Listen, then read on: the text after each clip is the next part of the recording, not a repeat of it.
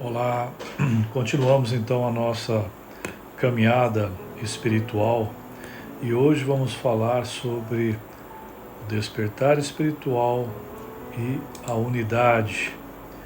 E começamos então citando aí a carta aos Romanos, capítulo 15, 5 e 6, onde Paulo diz assim: o Deus que concede perseverança e ânimo, deles um espírito de unidade, segundo Cristo Jesus, para que com um só coração e uma só boca vocês glorifiquem ao Deus e Pai de nosso Senhor Jesus Cristo. Então, o conceito da unidade é um conceito que está dentro da essência do Evangelho de Jesus e dentro da essência das principais tradições espirituais orientais, por exemplo. E a unidade ou a não divisão é o efeito do despertar, é a expressão da percepção da nossa verdadeira natureza. Ser não dividido não tem nada a ver com ser perfeito ou santificado. Ser não dividido não significa ser um perfeito. Ser não dividido não corresponde às imagens que possamos ter em nossa mente sobre santidade e perfeição. Nós temos que primeiro compreender que o despertar nos afeta em 3 níveis do nosso ser: no nível mental, ou seja, o nível da mente; no nível emocional, ou seja, no nível do coração; e no existencial, a nível das entranhas, algo mais transcendente. E o que significa experimentar a não divisão no nível da mente? Ter uma mente dividida é ter uma mente em conflito com ela mesma. Quase todas as mentes encontram-se em grande conflito, e nossos padrões de pensamento movem-se de um lado para o outro, entre o bom e mal, certo e errado, santo e profano, digno e indigno, e mesmo entre iluminado e não iluminado. Esses pensamentos polarizados provocam a experiência da divisão no nível da mente. À medida que nós despertamos espiritualmente, o despertar penetra e é revelado no nível da mente. O que vemos primeiro é que nada na estrutura do pensamento é essencialmente verdadeiro. Mas, obviamente, não me interprete mal, porque eu não estou aqui afirmando que a mente não tem valor ou então seja algo ruim. A mente, que nada mais é do que o pensamento, uma fábrica de pensamento, ela é uma ferramenta, como todas as outras. É uma ferramenta, assim como são um martelo, a serra ou um computador. Mas no estado de consciência que a maioria dos seres humanos se encontra, a mente é facilmente confundida com algo que ela não é. A mente não é vista como uma ferramenta, mas como a fonte de um senso de self, que é o nosso ego, e é confundida com a própria identidade da pessoa. A pessoa acha que ela é a mente dela, sendo que a mente é apenas uma ferramenta, um software que produz pensamentos um atrás do outro. A maioria das pessoas está constantemente perguntando à mente: quem sou eu? O que é a vida? O que é verdadeiro? E elas se dirigem à mente para que lhes digam o que deveriam ser ou não. Ela se dirige à mente, e isso para responder diversos questionamentos existenciais. E isso é ridículo. Você não iria até a sua caixa de ferramentas e perguntaria, por exemplo, ao martelo quem você é, ou qual é a coisa certa ou errada que você deve fazer. Mas fazemos isso com nossa mente. Esquecemos que a mente é apenas uma ferramenta. É uma ferramenta muito poderosa e útil. Pois tudo começa o mecanismo na nossa mente. Lembrando que a mente produz pensamentos, nossos pensamentos levam a emoções, as emoções levam a uma ação. Então, uma mente mal conduzida, ela desencadeia todo um processo que pode ser até destrutivo para a própria pessoa. Todo carro que você dirige, todo edifício em que você entra, todo shopping ao qual você vai, tudo começou como um pensamento na mente de alguém. Portanto, a mente é poderosa e útil, óbvio, mas na consciência humana, a mente não é vista simplesmente como uma ferramenta. O que de fato aconteceu é que a mente usurpou, ou seja, subtraiu e tomou conta da realidade. A mente tornou-se a sua própria realidade, a tal ponto que nós, seres humanos, encontramos nosso senso de self, o senso do eu, quem pensamos ser, a nossa autoimagem em nosso processo de pensamento. À medida que a luz do despertar começa a penetrar no nível da mente, vemos que a mente não tem uma realidade inerente a si mesma.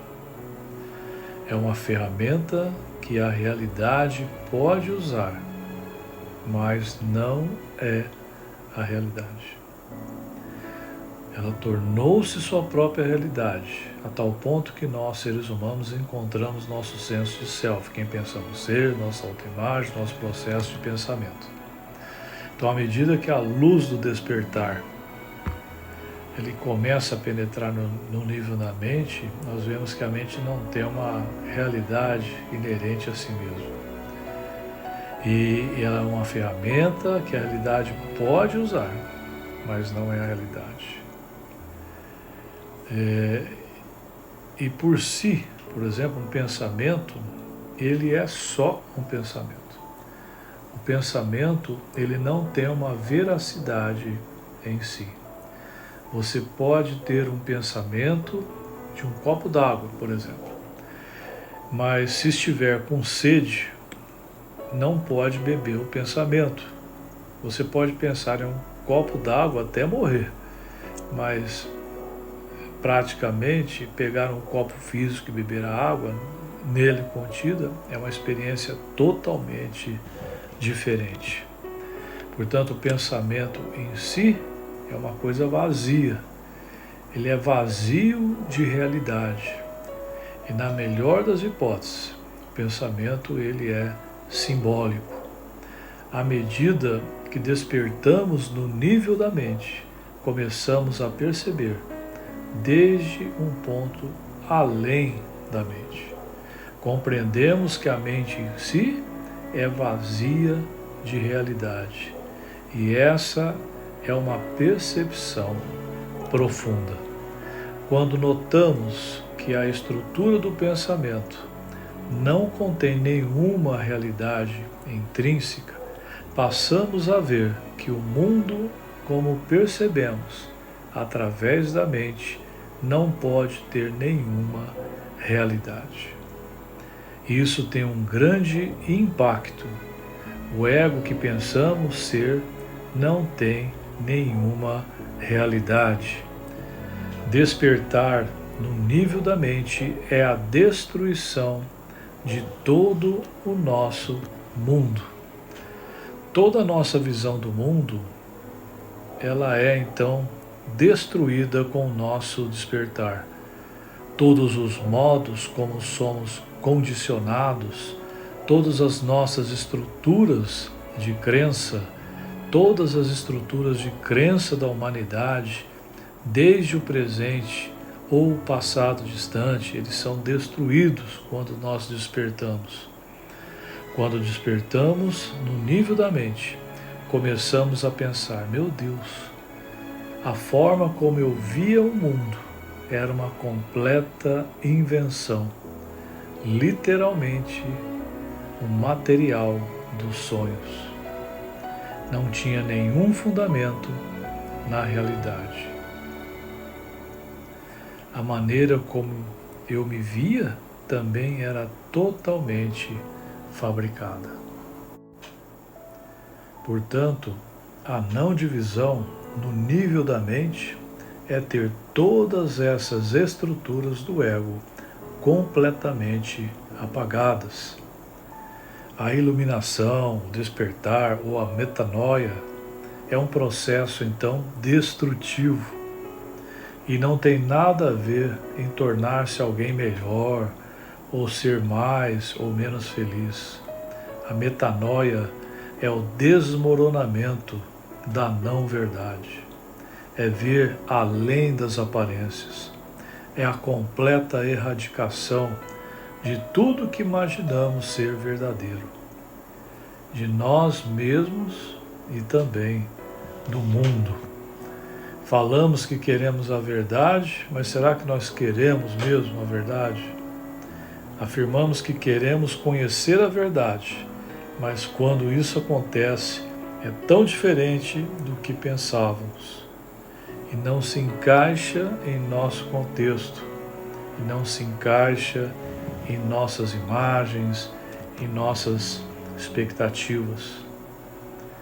Não é simplesmente algo além delas. Na verdade, destrói nossa habilidade de ver o mundo de maneira antiga. Transforma nosso mundo em escombros. Quando tudo é dito e feito, o que nos resta é nada.